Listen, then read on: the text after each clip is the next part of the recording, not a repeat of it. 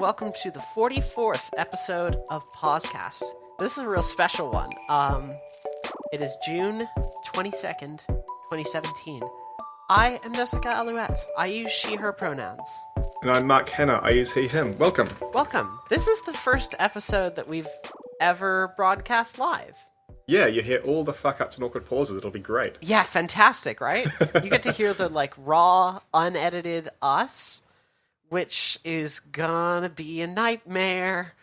And, of course, it'll be available on the usual kind of iTunes and stuff.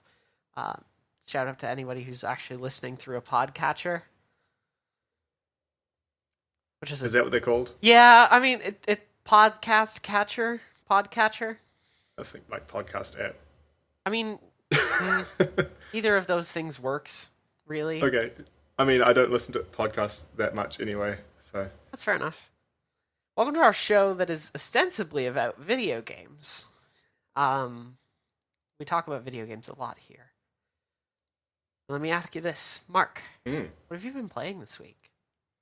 So, I'm going to start that with an update on my whole freaking laptop saga, because it kind of ties into laptop nightmare. Yeah, hell. So... I think last episode I was waiting for the replacement power cable to arrive, and then the next day it did arrive. I plugged it in, and it doesn't fall out like the last one, but it also didn't fix the problem of the power flickering on and off. So I've actually had to send my laptop into the place where it gets repaired. So that's where it is currently, and I don't even know when I'm going to get it back or how much it's going to cost to fix. Hopefully it will be fixed. Yeah. So I'm still on my desktop, which is not nearly as powerful. Luckily, I have managed to borrow a screen that isn't the 4:3 aspect ratio screen I had been using. Right, yeah. And I thought, maybe now I can just jump back into some Mass Effect Andromeda single player like I've been wanting to do for ages.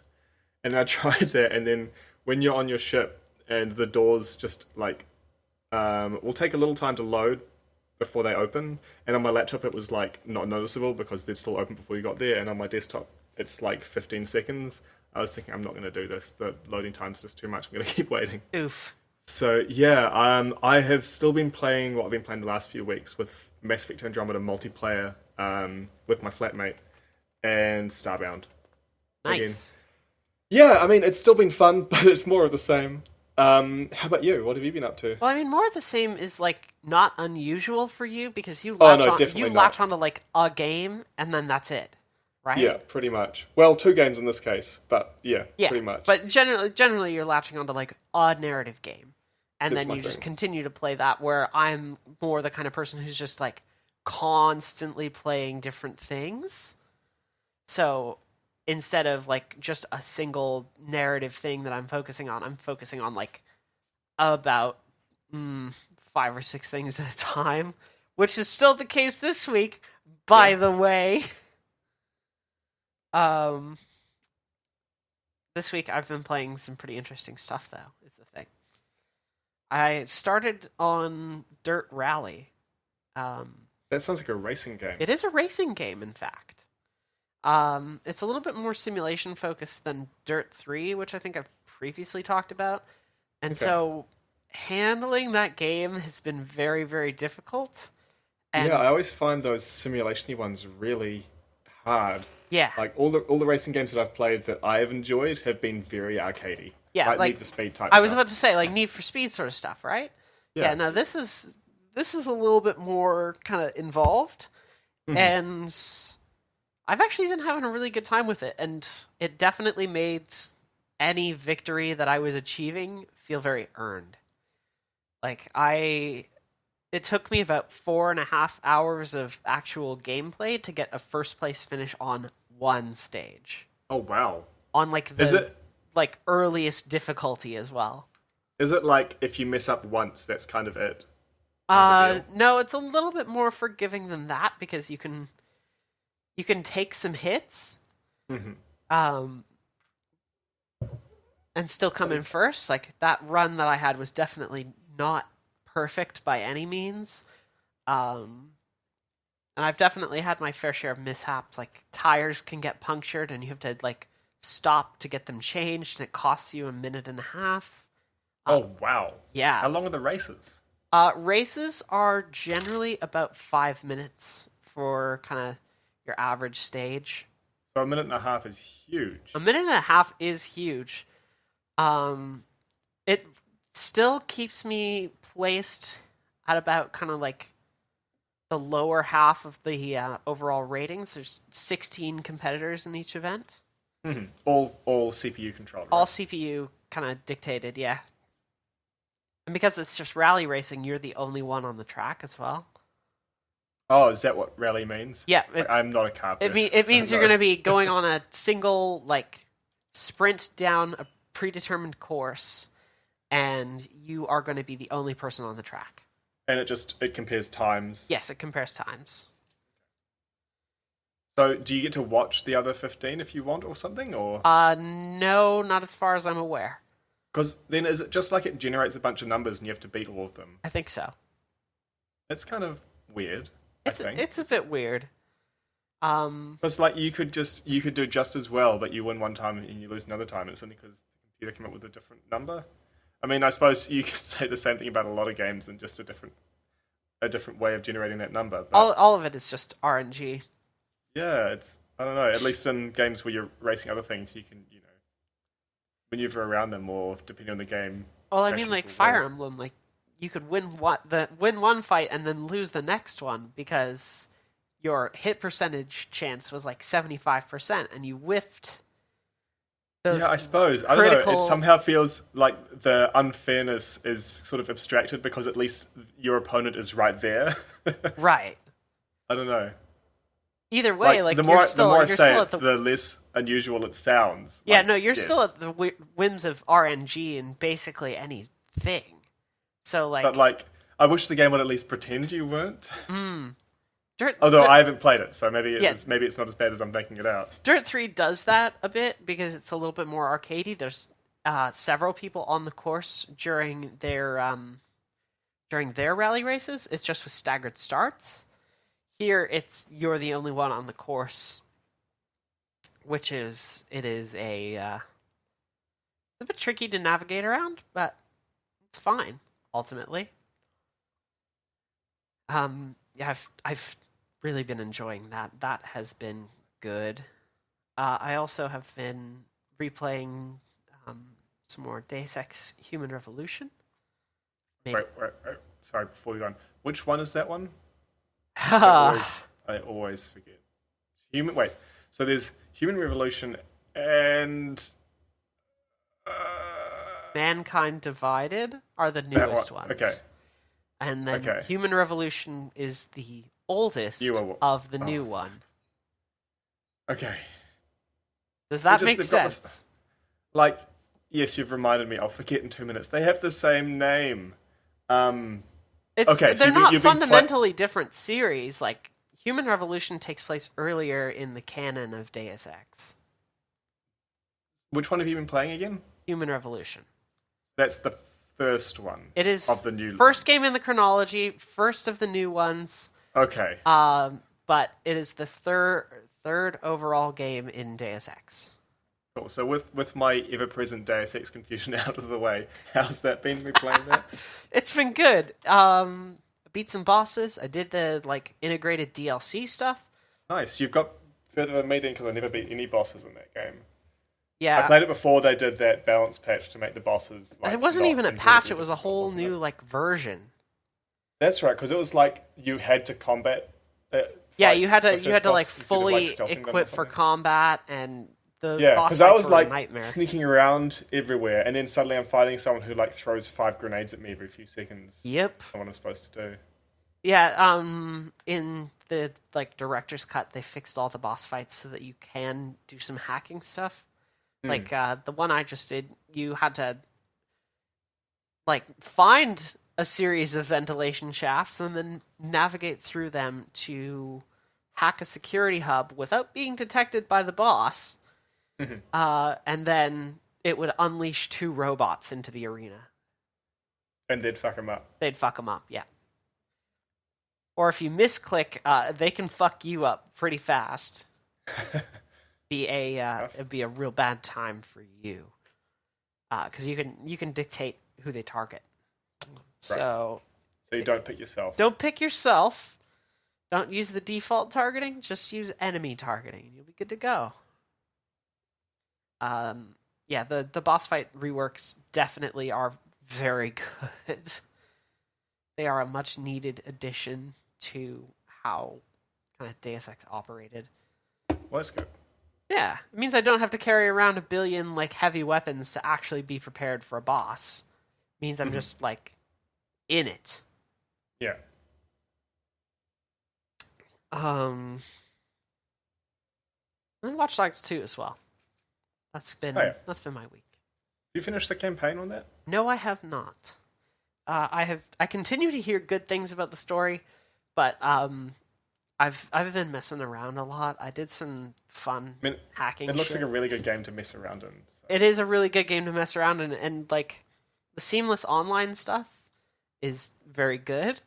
I've definitely been like invaded a handful of times, a la Dark Souls.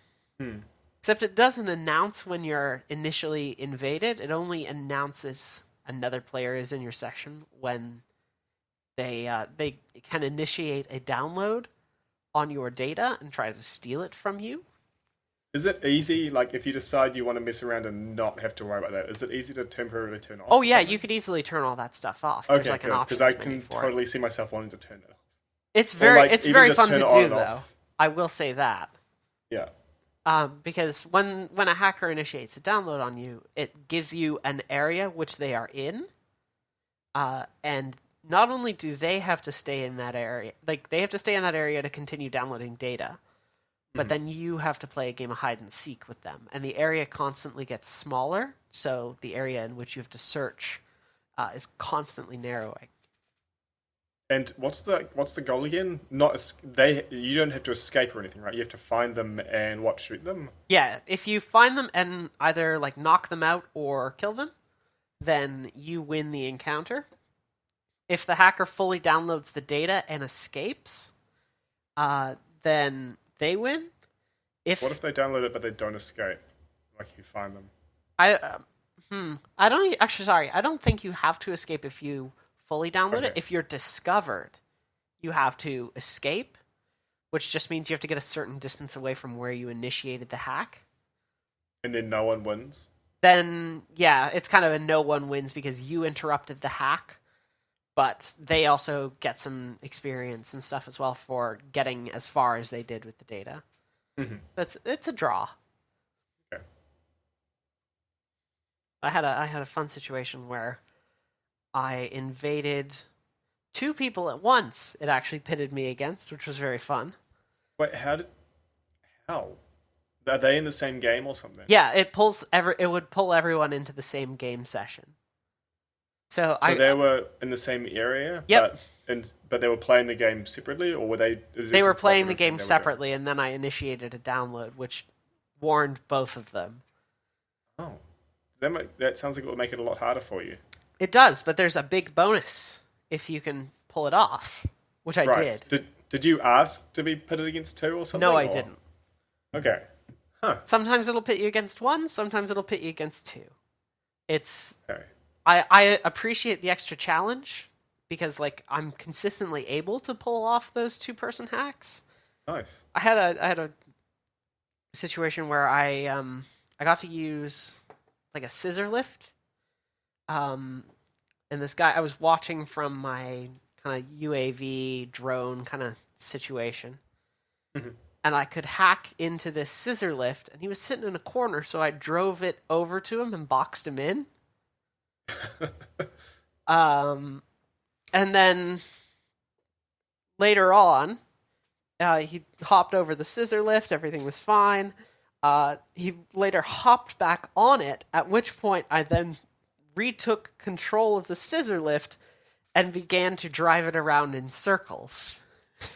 Does that knock him around or anything? Nope, doesn't knock them around. They're just sitting in the basket and being driven in circles. The only thing I remember seeing about Watch Dogs 2, because I don't own it, is watching my brother play it, where he was sitting on a crane, I think, or something suspended beneath a crane, while controlling the crane, and he made it spin in circles, and then he fell out. It was spinning in circles too fast. That seems accurate. No, it was just a pretty basic scissor lift. It was good stuff. I had a lot of fun with that kind of Nice. hack. Yeah, that's been kind of what I've been playing this week. It's been a pretty quiet week. The racing stuff has definitely been like super good to me. Mm-hmm. They've added continued to add some more stuff to the Mass Effect multiplayer, but like it's trickling through a bit. Mm-hmm. It's been nice to have now, instead of just, oh yeah, when you get points you can spend them on random stuff you don't know what it'll be. At least now you can say, I'd prefer it if you gave me weapons or if you gave me characters. Right, yeah. Although it's not guaranteed. And as well, they've got like a sort of mini game that has an app and is also in the game where you send out, they call strike teams, and then sometime later they come back and they've either succeeded or failed at a mission. You get a separate set of points for that, and now you can spend that on weapon mods. And Right. I'd amassed a bunch of that and had nowhere really to spend it on, so that was like, that doesn't hurt. I've got a bunch more weapon mods now. And they also added daily challenges, but they really buried it. They don't announce them anywhere. You have to actually go and look at the like achievements kind of section, and then it's there. But if you didn't look, you wouldn't know. So I don't even know how long they've been there for. They definitely weren't there when I first played it. But once you do that, and it's normally like do 2 matches on this map or get this many points, which is about 2 matches worth against this enemy type. So they're not super exciting or anything. But you do that, you get some of those other points that you go towards weapon mods. So it's like enough to say, okay, we'll aim for this tonight when I'm playing with my flatmate, and we'll do that for 2 matches. Right. So like it's continued to be fun, but it's more of the same. I've unlocked some more classes, which again, yeah, they play a bit differently. But currently, I'm actually using one of the classes you start with, just because they're common, and I happen to have unlocked a whole bunch of ranks with them, which means just more skill points to spend. So same level, but they're stronger. Right. And yeah, it's been fun. We seem to keep doing consistently well against people we play with, but I'm so confident that it's because we're in New Zealand and they're probably not, and we're hosting. So that's probably just got like, I'm shooting at the enemy over there, but they're actually over there, and oh, I died. So yeah, it looks good on paper, but I'm sure that I'm not actually amazing at this game. I'm just alright. And Starbound has continued to be fun. I keep going in thinking, I'm going to build stuff this time, and then I don't, because it's actually too fun to not build stuff and just play. Yeah. I have gone and built another thing, which was kind of fun, but I still find myself dragged back. Like, oh, if I just do this, and then it's been 2 hours. So that's still good. I think I'm slowing down with it again, though. Just like as I have done each time I've played Starbound, where I'll get into it, I'll get really into it, I play it a bunch, then I'll slow down, and then I'll eventually stop. And then, a few months later, they'll release new content, and I'll do it again. Just how I've managed to get, like, I think 250 hours on Steam. It's by far, 252 hours on Steam. It's by far my most played game, just because I've gone and played it, and then dropped it, and then come back to it again so many times. Right. With the daily challenges as well, it's interesting that you mention it. Because I've run into something interesting in Dirt Rallies. Dirt Rally has like dailies. It gives you a stage and a vehicle that are like preset. Oh yeah. And then everybody's on even footing. You have to race through this course with this exact setup. And you only get one chance. Oh man, that would frustrate me. If you fuck it up, that's it. So, you know what it reminds me of? Hitman? It reminds me of Hitman. It reminds me of, like, Dirt Rally's dailies remind me of the, like, elusive targets. That's what they were called. Just because, like, you only get one shot at this. Speaking of Hitman as well. Yeah. Did you hear? So a while back, we talked about how Square. I think we talked about how Square Enix was looking to like sell IO because they weren't feeling so hot. IO bought themselves and have since become an independent studio, which means it also meant that as part of their negotiations with Square Enix, they had full control over the Hitman IP. Cool. That's good then. Yeah, so it means that like any work that they have done on season 2, which we know they're working on at this stage, any work that they'd done on season 2 didn't have to be like scrapped. They get to keep all their engine, they get to keep all this good stuff, and now their like first move was to make the opening missions of Hitman free to play. So if you wanted to try Hitman out, now is a good opportunity because you can just play the first couple missions for free, and there's like a lot in there. That's not a temporary thing or something? That's not temporary. That's fully permanent. Nice. On Steam? On Steam, on PS4, on Xbox One. Play Hitman. It's very good. That's cool. And I think that also means they might be doing like an elusive target or two in that like opening area. Mm-hmm. And if that is also the case, that exposes new players to kind of some of the most interesting stuff that Hitman is doing. Would you go back to it if they do that? I'm like, I've still got several of the episodes that I haven't done, and like I'm kind of thinking I should sink back into Hitman at some point. So is there anything else, any other games that have that one-time attempt sort of stuff? So you said there's one with Dirt. Are there any other games that have that sort of thing? Because it's kind of an interesting thing. It's a very interesting thing. I know that there are a bunch of games that have got like events that will happen at a certain time, but it's often just like you can dive in and out.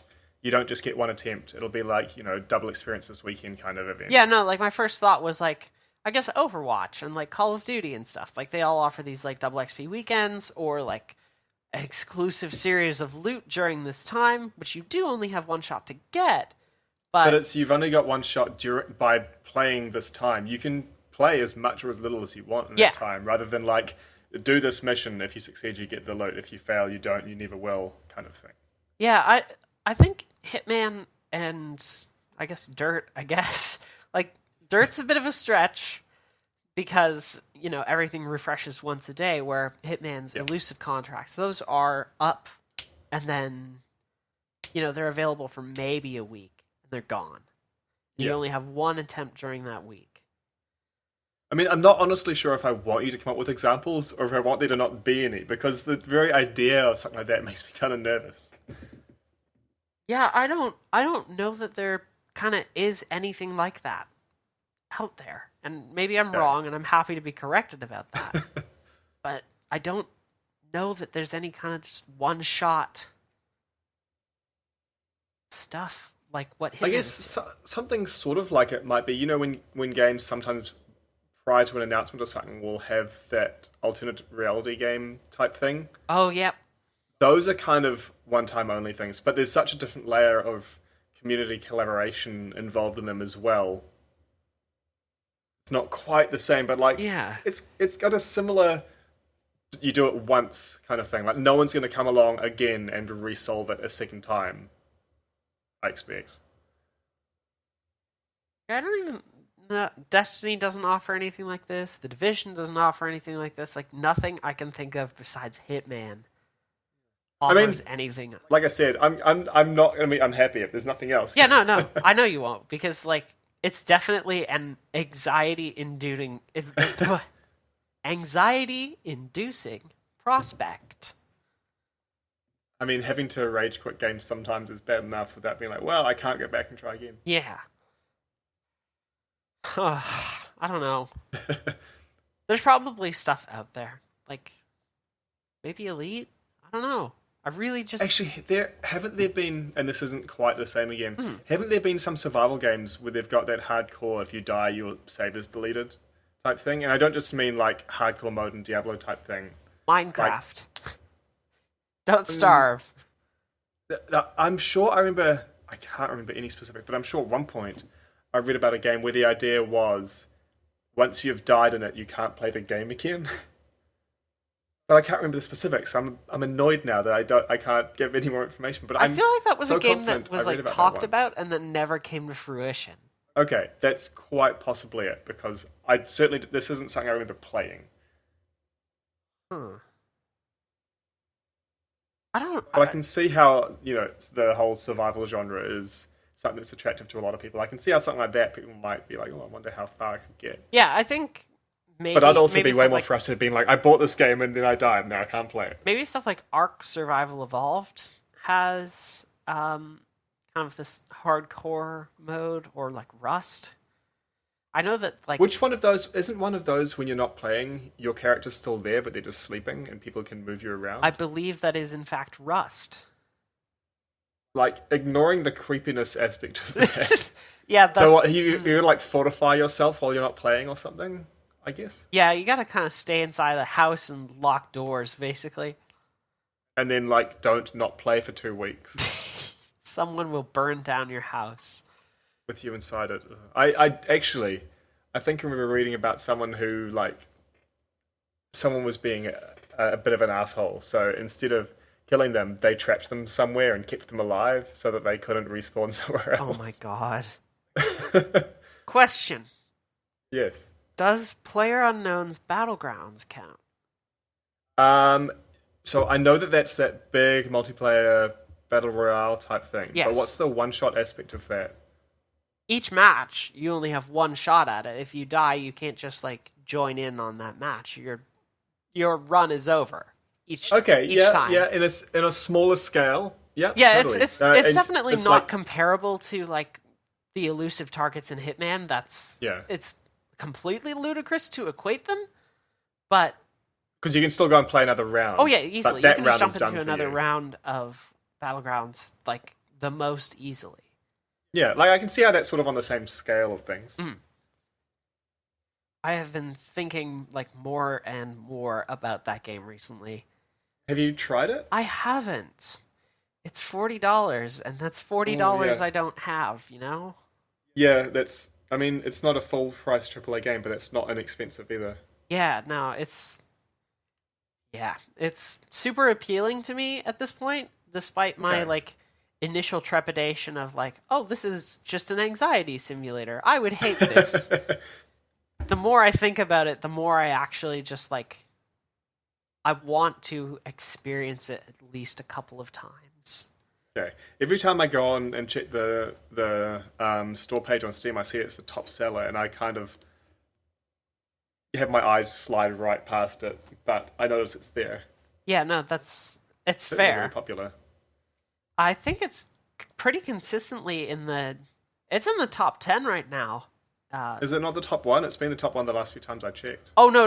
I was meaning in terms of like actual players playing it right now. I'm just having a look. Oh, right. So the top 5 games on Steam right now are Dota 2, no surprises.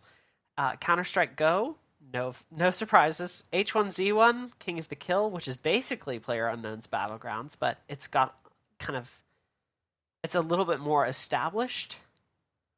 And then Payday 2 and PlayerUnknown's Battlegrounds comes in at number 5. But here's the thing. Why do you suppose it is that these games that last in their online communities and have maintain a large player base like that tend to be competitive multiplayer? It's a good question. I feel like I'm surprised that it's not more of a cooperative thing. Or maybe it's just that cooperative multiplayer games tend to be MMOs and they're not on Steam, perhaps. I don't think that is the case. No? I think that the appeal of kind of competitive games and their longevity is... I feel like there's maybe a little bit of like a process of evolution, essentially. Like, What do you mean? Competitive games tend to not stay still. There's always new stuff happening in them. Like Dota 2 will put out new maps and new patches and be adjusting how characters play. And so everybody has to get in and readjust to all these new things. So there's always something new to do in like Dota 2, and like there's new operations all the time in Counter Strike. I mean, you can do that in a cooperative only game as well, You could right? you can certainly do that in a cooperative only game. But I suppose if it doesn't actually happen, or maybe there just aren't as many cooperative only multiplayer games. Yeah. And I realize a lot of the popular ones will be like cooperative competitive, like team versus team, like Overwatch and stuff. Yeah, like So maybe I'm being a little unfair and calling them all competitive. I feel like the competitive spirit of like kind of gaming at large as well kind of contributes to that. And the rise of things like esports will continue to make like Dota 2 popular because new people will be wanting to get into the sport, you know? PlayerUnknown's Battlegrounds is rapidly heading that way, and it's the thrill of competition. It's kind of this thing as old as time itself. Probably not accurate, but like people have been playing sports for Since literally the universe began. I know. yeah, so, since the Big Bang. Guess what? The Big Bang created sports. That's the new Big Bang theory. You got that backwards. Okay, sorry. Is it sports created the Big Bang theory? What do you mean? Now it sounds like you're talking about the TV show. Oh God. I mean, I'm sure there's a joke in there that I could fish out about like nerd culture and sports, and you know, I'm certain I could pull that off, but I'm not bothering to. Sports did not create the Big Bang theory. Now I'm wondering if there is a fantasy football simulator, like there's a football manager simulator. Mm-hmm. Like just go all out there and say yes, no, you're playing pretend at playing pretend. No, that's like okay. You're on like a whole other level of meta that I don't fully comprehend. Okay, I'll stop. I'm not sure I fully comprehend it either. How did we get here? It's not worth backtracking. It's really not. I think we just need to move on. So you said earlier that not on the show, but you said to me that you'd gone and touched Shadow of Mordor again, and it's still great. Oh, fuck you. No, I went and revisited. Oh, I keep knocking on my mic, and I'm very sorry about that. I went and revisited Middle Earth: Shadow of Mordor today, which is a game that I have like infamously hated. But secretly loved. No, that's not at all accurate. Yeah, your secret's safe with us.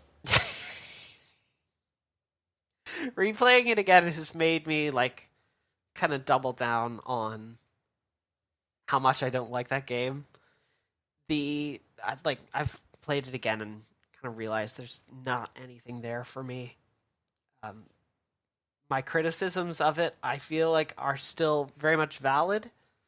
I still have problems with the same sort of stuff, the sound design, and there's a new problem with the sound design where I like navigated around the map and it would cause all these just fucking loud, obnoxious noises, and I would just die every time.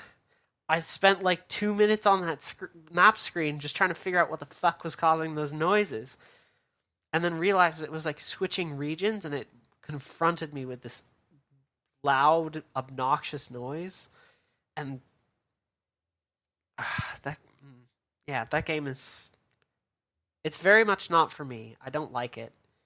I'm glad that I revisited it ultimately, because like it showed me again just kind of like why it's not for me. I feel like it's good to understand what bothers me about that game, and then I can kind of look at other games which do similar things. Like I can look at Mad Max, and I can look at the Arkham games, and I can figure out what those do better that makes those games appealing to me, but then makes Middle Earth fail so hard. You can't see me nodding. I keep doing that. You'd think I'd have learnt by now. Yeah. There's there is a video component now because this is being broadcast, but there's not a video component. I can't see your face when you do these things. So I also revisited Shadow of Mordor for an hour and a half or so after the last show because we were talking about Shadow of War and I was like, oh, I wonder if I Shadow of Mordor again. That's kind of what brought me to it because we were talking about Shadow of War and I remembered watching some footage with you beforehand and thinking, oh my god, this game looks so much better. This seems to address my criticisms of Shadow of Mordor.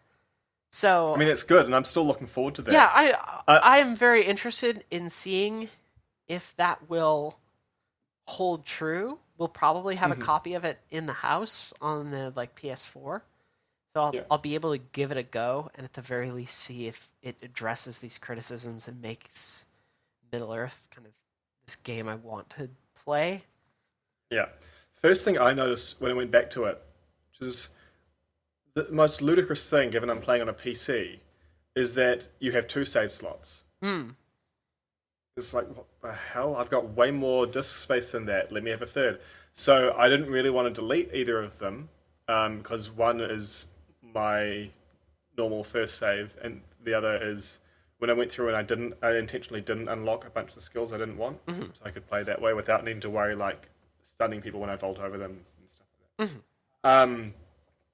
So I couldn't start again, which is what I'd kind of wanted to do without deleting one of them or faffing around by backing up the save files manually and stuff. I didn't want to do that. And then I found, okay, jumping into the middle when you don't have that sense of history, even though you actually do have the game remembers a history with the orcs. Right, yeah. That wasn't as enjoyable as the first time around.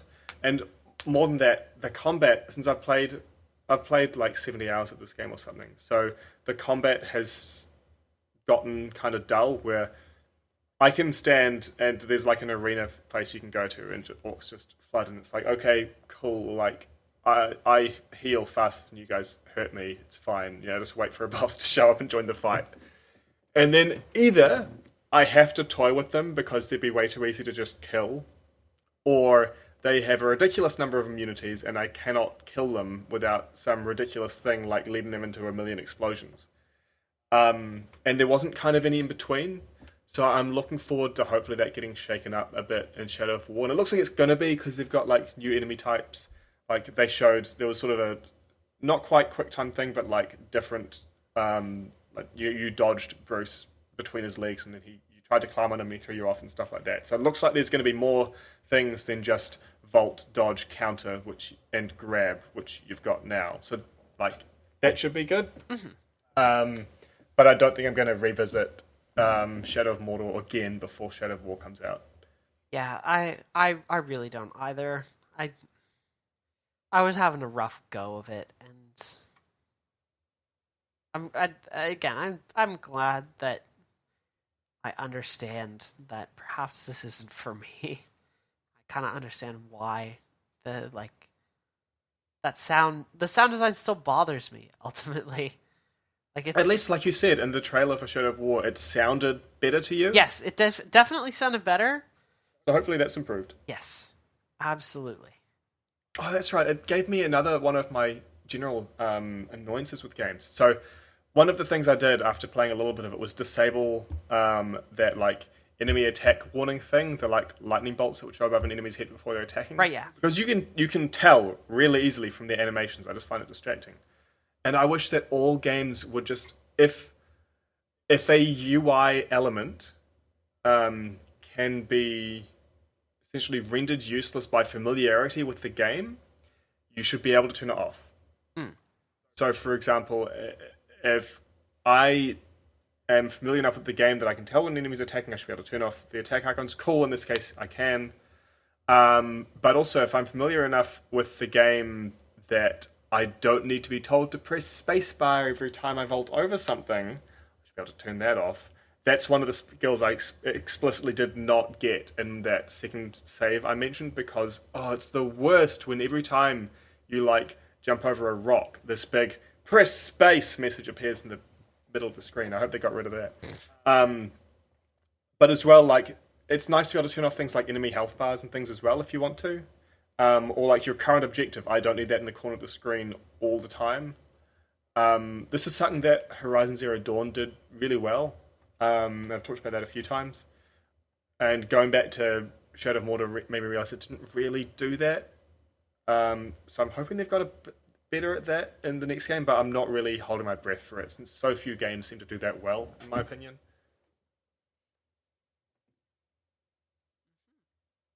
Starbound's got a nice thing where you can completely disable the UI with the keyboard shortcut for taking screenshots and stuff, but you can't enable and disable individual elements of it. Though to be fair, it doesn't have a super cluttered UI, so playing that hasn't really bothered me. I think Andromeda doesn't have a super cluttered UI either. So it's quite nice. It hasn't bothered me playing the multiplayer. Its UI. Dirt has just no UI. See, I like games that do that. I like it when all of the cues you need are just in the game world rather than what's the word? Projected onto your screen, sort of thing. Yeah, that's really nice. What does it have? Does it have any way of like showing your speed or anything? Or are you just like listening to the car? You're basically just kind of listening to the car and looking at like the in-car dash. Oh, of course. So it's a first-person racing. Well, okay. Well, right? You can do it that way, or you can play it in kind of a more traditional third-person racing view, and that actually gives you access to like a HUD and stuff. Okay. Yeah.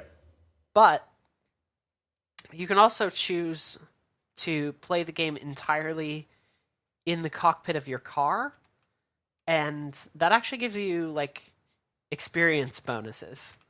That's pretty cool. Yeah, and you can disable instead of a HUD, you've got the dashboard. Yeah, so you can actually just disable the external cameras, and you get like a 5% bonus on all of your credit rewards. Which then that's quite a nice way for them to encourage that sort of behavior without really penalizing people who don't do it. Exactly. Yeah, you start out at like 0% bonus, and then as you turn off all of the like automated systems, like you can turn off your automatic braking system, which means that you have to actually manually manage your brakes to ensure that the car doesn't lock up. You can turn off the external cameras so that you have to be within the cockpit in order to actually continue to play the game, which might be working to my detriment right now, because up until this point in Dirt, I've been using a car which has its driver's seat on the left, and then this next one that I've bought has its driver's seat on the right. So now I have to readjust how I drive. Right. Because you don't drive in real life as well. I don't drive in real life as well. So I didn't have like this dissonance when I would have been driving on the left, because that would have... Yeah, I was just thinking that would be weird. Like I know that, cars in countries that drive on the wrong side of the road typically have left-hand drive. Mm-hmm. But if you're not used to driving anyway, then it surely wouldn't strike you as that strange. But swapping from one to the other, once you've developed that sort of spatial awareness... Yeah, like... oh, God, it's wild. And developing that spatial awareness was like definitely a challenge. One of the first races I did was like in a really snowy kind of area, and there's like walls of snow up on the side walls, and they were very easy to crash into. Right, yeah. Eventually, like I got better at that, but now that I'm on like this other side, driving through those same terrains, it is a whole new experience. Mm-hmm. So, Dirt Rally is good in summation. Nice. It's a wild challenge. It's got me interested in Dirt 4, but that's for another time. Is that out, or is that... Yeah, Dirt 4 is out. That's actually got like procedurally generated tracks, which is really cool. That's interesting. Yeah, it means that you can... Is there still a lot of variety, though? Yeah, there's a lot of like environmental variety, and then also like you have 2 sliders, I believe it is, in Dirt 4, which like determines the complexity of the track. And like how long how many times it loops back on itself or something? Pardon? So like how many times it loops back on itself or something? No, like how many sharp turns there are, Okay. Like that sort of complexity, and then length as well. So you could increase it like probably to ridiculous lengths. I know that I've run into one course in Dirt Rally which was 20 kilometers. So if you're going at like 80 k's, that'll take like what, 17 minutes, 16 minutes to go through. It's quite long. If you're going faster than So that, you're going faster than that. I was thinking, I don't know what the average becomes once you've got sharp corners and stuff going around it. yeah, I'm not If sure. you're going, say, if you're going, say, 140 k's, then that's going to take what, like 8 minutes? Yeah, that was like it's like a long course. Was during an event class called Hill Climb as well, so I had to contest with the mountains. Do they loop back on themselves? Nope, no looping back. Oh, Rally is okay. a straight shot. You are going Okay. from point A to point B. Right. So I'm probably gonna play some dirt at some point after the show as well. I love this game. I'm extremely into this. It's good to have racing games back in my life. Been Cool. wanting to Yeah, play. it's been ages since I've played one, actually. I think the closest I've played to a racing game, like, that I can recall the last one would have been a Grand Theft Auto game. And, like, that's not a racing game, it's just a game you drive around in. Yeah, I mean, I have a copy of Project Cars still kicking around. I mean, That's I think way there's a more reason why I don't simulation go after though. racing games as well. It's a super sim heavy game. So. Oh, no, I would be so terrible and not enjoy myself. Yeah. I think I've tried to play one of the Forza games once, and I gave up out of frustration real quick. Forza is also like simulation, except for the Forza Horizon series. The Horizon series is a little bit more arcadey. I mean, like, I'm someone who doesn't enjoy driving in real life, so I'm definitely not going to enjoy it in a video game. Right? I mean, you know what? Fair enough. Though I suppose, like, there are things that I do enjoy in video games that I wouldn't enjoy in real life. So yeah, like lots of murder. Do you like murdering in real life, Mark? I haven't honestly tried it. Maybe I would. I don't plan to start though either. So fuck. It's going to be your fault. It's gonna be my fault. Entirely, you're responsible for my actions. Of course, yes. You know, that's right. That's accurate. No, but like, you know, jumping out of planes is fun and just cause, but sure as shit, I'm not doing it in real life. Oh god, no, yeah. The closest I've come to that is bungee jumping, and that was a lot. Yeah, I would not bungee jump. I would not either, honestly. It's terrifying. I can totally believe that. I don't regret doing it, but oh my god. I would perhaps not do it again just because it's quite scary to be heading face first towards a river. Yeah.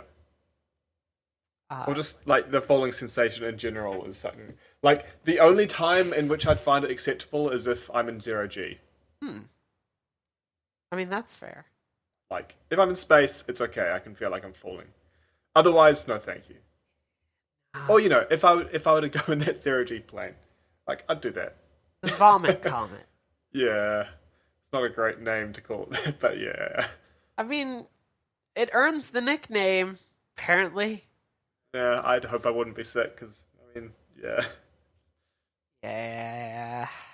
It's not looking likely I'm going to go on it though. So yeah, I mean that's also true.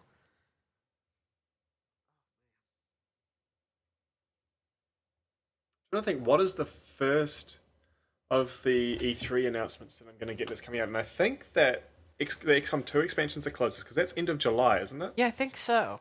Oh no, August, no? end of August. Oh, which one's the end of July? Isn't one of the end of July? Or am I misremembering something?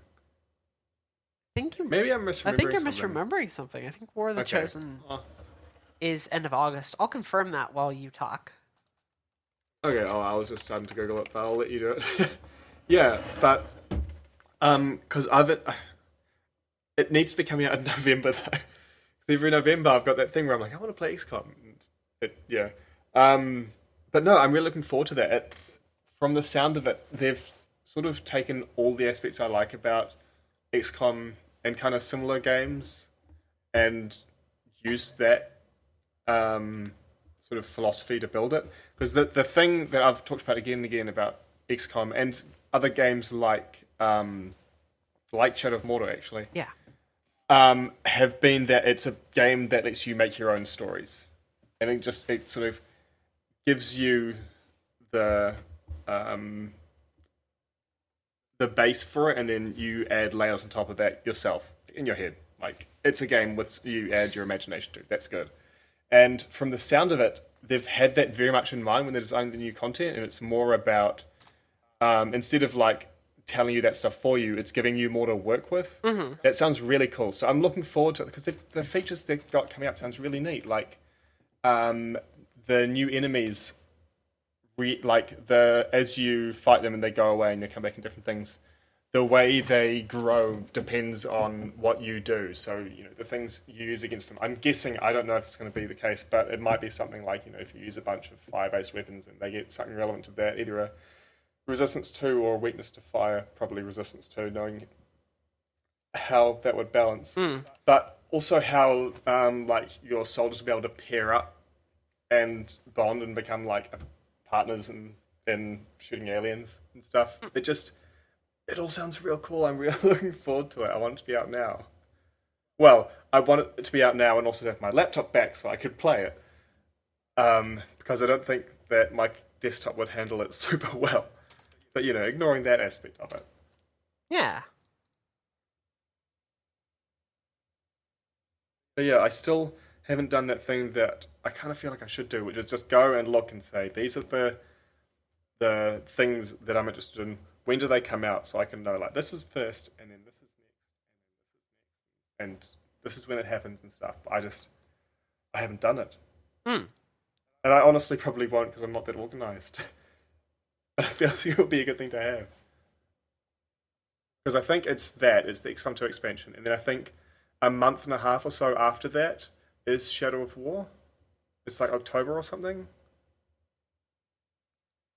Yeah, Shadow of War is October. Also, XCOM War of the Chosen is end of August. Okay. So, just over 2 months. Just over 2 months. It's currently saying 2 months on the Steam page. Oh, yeah. The XCOM DLC looks very good. I still need to finish XCOM at some point. My problem, I got too many video games to play. I mean, I never finished XCOM 1, and I don't mind too much, honestly. Because I don't know, I don't, having finished XCOM 2, unlike XCOM 1, I am much more likely to go through that game and not play to the end again and then start again, because it's not the game's narrative that I get really excited about. It's just using it as a sandbox. I'm not expecting there to be more of that. I'm expecting them to keep the whole escalation thing that I don't super like, but that just comes hand in hand with XCOM, I guess. I'll have to deal with it. I mean, that's right. I mean, honestly, I could probably get a mod that slows down the progression or something if I want to. I bet you could. I'm sure there are mods out there that do that. What's coming out from E3 first that I'm most interested in? I don't know when Uncharted The Lost Legacy is coming out. That will be very good. What platforms is that again? PS4 only. Right. Okay. It's a Sony exclusive, my dude. Uncharted always has been, because Uncharted 1 was a PS3 launch title. Yes, and then the subsequent Uncharted games were also PS3, and then later all remastered for PS4. Okay. Those games are good. I should finish the Last of Us DLC at some point. It's a good video game. It is. I also, at some point, should probably go back to it and play more of it, but I have so many games I play about that. My flatmate gives me shit for not having finished The Witcher 3, and I I didn't even get that far in it. I spent so much time in it. I didn't even get that far. I spent 37 hours in it, which is not like a tiny amount for me. I think But I feel like I barely got anywhere in it. all up in The Witcher 3, I think I spent like at least 100 hours between two save files. So I haven't played the game in 2 years. I have completed that game at the very least. Yeah. But it is a lot of video game. Yeah, I just felt kind of overwhelmed by the amount of side content and stuff it had. Like, it's good, it's all good, but it's overwhelming, especially when you don't will get it in the order you can do it. So you know it's all there for ages. And you kind of just have this contract backlog filling out, and then by the time you actually think, oh yeah, I have these contracts that are like of a high enough level for me now. Yeah, that was something that bugged me because I didn't want to pick them up at level 12 and I can't do them until I'm level 25 or something. And you can't. That was right, because you can't see the recommended level until after you've got it, and then once you've got it, you can't put it back. Yep, and it also means that there's an experience bonus if you do it within a certain range of your level. By the time you are if you were going all the way through The Witcher 3, you would then not be getting any experience bonuses for all these contracts because you'd just be like too powerful. So at that point, it's like, oh, why do I bother with this contract? Even though there's probably cool shit in there. Yeah. The thing about video games, I always want to do everything. It's interesting as well. Like, there was a discussion about how kind of Deus Ex Human Revolution was like ruined for someone by the hacking minigame, essentially, because it had this experience payout. The player in question just felt motivated to constantly do the hacking, even if they absolutely didn't need to. So when they went into rooms, they were just full of computers to be hacked. Would hack every single one of them because they gave That sounds like me. They would give an experience payout. And you don't think of how creepy that is. You just walk into a room, you're like, I'm going to read everyone's emails. There's like that implication too, which, like, yeah, sure. It's video games have never really been about ethics, but Deus Ex is extremely not about ethics. Gloss over all that. It's alright, you're killing people. Anything less is fine. You don't even have to kill people. Like, oh, that's true, yeah. You can play that entire You game. can do an entire non-lethal which is what I'm doing. Are you still creeping on everyone reading their emails? I'm still creeping on everyone reading their emails. Yeah.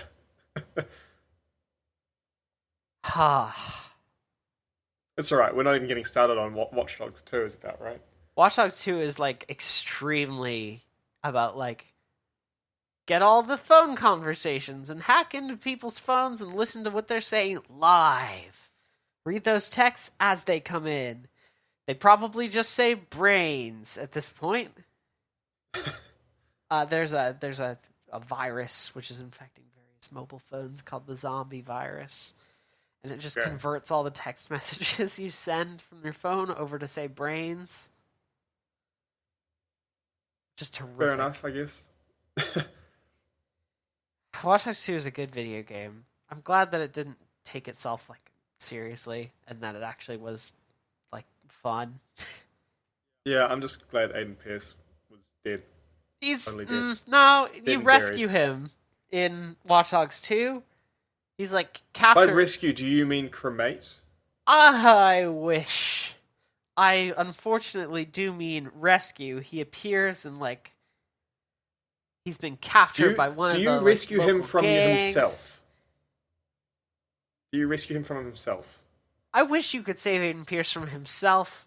That would be Because that's what he needs. He really does. So bad. So bad. Aiden Pearce is a nightmare given human form. He should get together with Justin Brody and they can do like a partnership. Both of those are boring Ubisoft protag men. Boring and just like annoying assholes.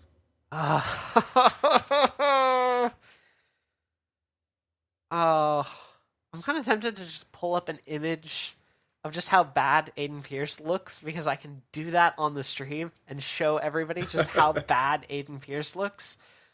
Because I have just so many screenshots of this bad man who I hate.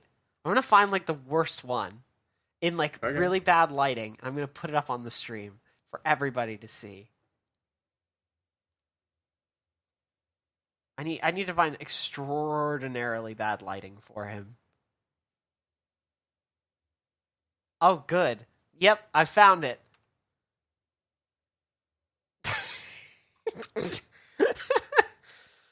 Okay. Yep, I have this. Here we fucking go.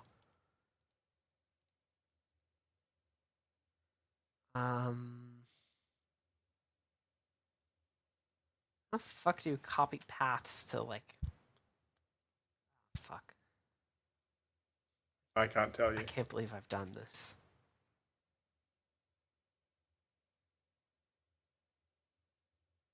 Okay, I have it.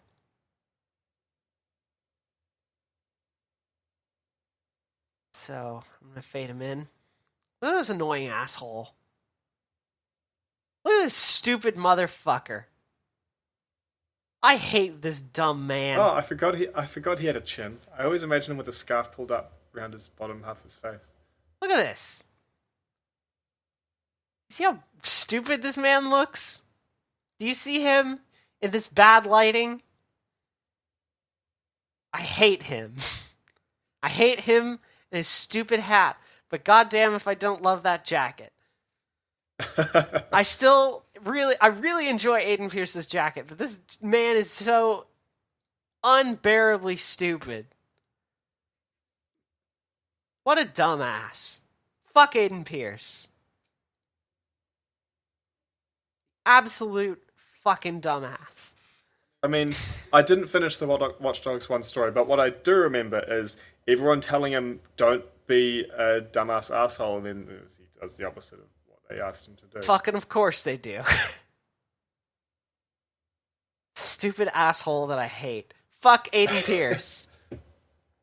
The hating on Aiden Pearce hour. Yes! I would enjoy nothing more. Fuck.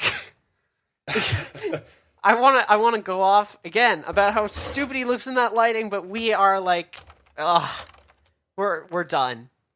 That's it. This is PauseCast. It's a show about video games. I like to pretend it's about video games at least. It's really about hating Aiden Pearce. It's really just about hating Aiden Pearce. This has been a cover the whole time. We normally talk in code, so you can't really tell. If you line up the first letters of every episode title so far, it'll say Aiden Pearce stinks twice. I'll be so impressed if you did that. If I did that by accident, holy... I'll be unbelievably impressed if you'd done that. If I had you done hadn't told that, me. if this had all been leading up to that, that would have been incredible. I don't think it's true. If it is, let me know. If I subconsciously put, like, a Dead Space style message into all the episode names, that would be incredible. The Dead Space style reference is spoilers. I know you're never going to play Dead Space though, so this is fine. I wouldn't be able to stand playing Dead Space. I get too scared. The chapter names in Dead Space 1 spell out Nicole is dead. Nicole being Isaac's girlfriend. Who he's on the ship to repair all these communications, but he's hoping to see her, and he sees her in the form of like hallucinations throughout the game, and the end titles just the chapters all just spell out Nicole is dead. Is that ever said explicitly in the game? It is said explicitly in the game in like the final chapter, and then it also like the hints are kind of there if you were paying attention. But I think it's my... Is your cat joining you? Yeah. Okay. He just jumped up on my desk. He's right next to the microphone. Just gave me a head bump. Okay. I'll wrap this up then while you no, he's okay. While you attend to your cat. He's all right. This is the third time he's jumped on my desk during the recording. So. All right. Well, thank you so much for listening to PauseCast, this show about video games that we do once every week. Yeah, thanks for joining thank us, you for- unless you're Aiden Pearce. Unless you're Aiden Pearce, in which case, fuck you. You suck. If you just happen to share his name, you're okay. If you are but... the Aiden Pearce, the star of Watch Dogs, fuck you. You couldn't see it. I gave 2 middle fingers to my screen. I believe you. Mark. Yeah. You're online, right? Yeah. Right now, I'm online. You're online right now. Where can people find you online? I'm on Twitter at HonestUniverse, and I blog as well, though not about video games, at honestuniverse.com. You can find me online. I am at CockatielCutie, and I'm at bird.school, where I mostly blog about birds. If you want to find the show online, you can do so by... First, if you're watching the Twitch stream, you can look up in the top right. We've got a handful of links up there. Here's where you can find us. If you are not listening via Twitch, you can find us on Twitter at PauseCast Show. You can find us on Facebook, facebook.com/PauseCast Show. You can find us on Patreon. If you'd like to continue, if you'd like to support the show, please consider doing so. Patreon.com/PauseCast Show. We're on iTunes. If you're listening on iTunes, please consider giving us a rating and a review. It helps us out a lot. Email us as well. Get yourself some free video games. I have a lot of spare keys for various games kicking around. So if you want free games, get at us. Send us questions for next week. PausecastShow@gmail.com. We'll be back live as well. If you want to catch us live, we're recording Thursdays at 8 p.m. New Zealand Standard Time, 6 p.m. Australian Eastern Standard Time, with a rebroadcast a little bit later for American viewers. If you want to find that, you can go to twitch.tv/cockatielcutie. That's where we are hosting it for now. I'll see about branching it out into its own thing eventually. For now, I think that is it besides the music. The music, yeah. The music. I remembered it this time. Thank you very much to Leon for the use of our theme song, Honey Milk Island. Honey Milk Island is available as a free download. And you can find that at soundcloud.com/LEYAWN. That is the show. Thanks for joining us. Thank you so much for joining us. Thanks for joining us, especially if you are watching via Twitch or the rebroadcast. Loved having you here. And until next time, see you later. Bye.